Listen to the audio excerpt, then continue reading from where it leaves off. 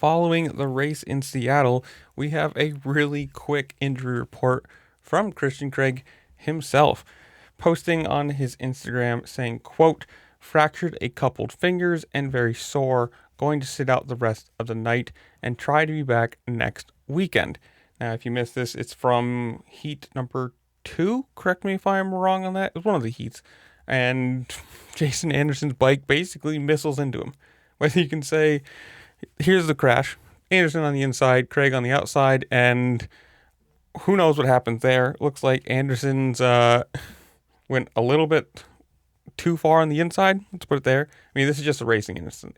There's no ill intent here at all. Obviously, you take 22 people on a gate, shove them towards, a space that is half as wide, and there's going to be collisions and stuff like this. There's very little room, and everybody wants, the best piece of it.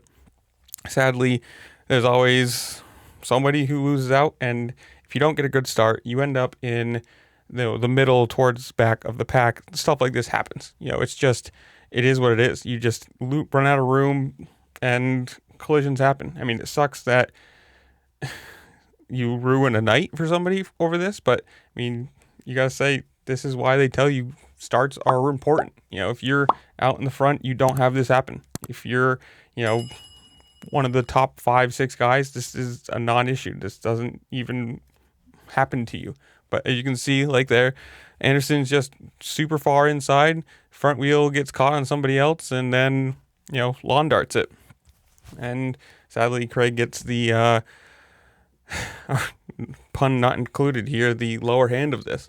Hopefully, it is something he can race with next weekend, but depending on what hand it is, I think it was his left that he was holding.